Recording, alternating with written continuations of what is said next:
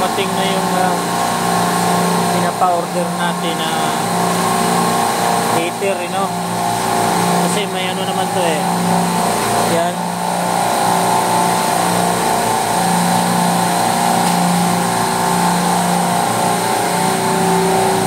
Ilan bang ano to? 200 watts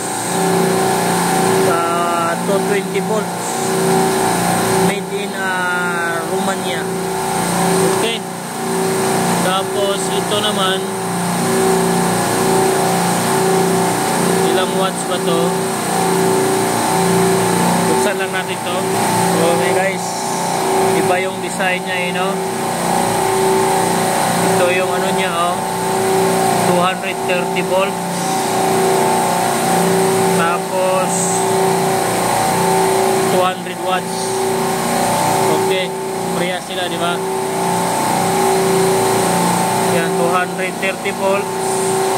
Ito 240, 200 watts, tapos 200 watts. Okay, ikakabit na natin to doon. Pagkatapos ay vacuum, pero magpapalit din tayo ng filter core guys sa suction, no? Sa suction saka sa discharge. Ito, papalit tayo ng suction filter, saka ito, saka dito sa discharge nya, kasi dalawa dito eh. Sa ngayon nagpapa-order pa tayo ng filter core. May dalawa tayo, pikukulangan tayo. Yan, mayroon tayo dito dalawa, kulang pa tayo ng dalawa.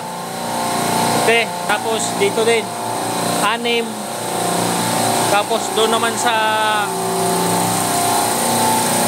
discharge nya dalawa, di 8. Kabali 6, 7, 8, 9, 10, 12 kapiraso na filter kailangan natin. Pero unahin lang natin tong sealer.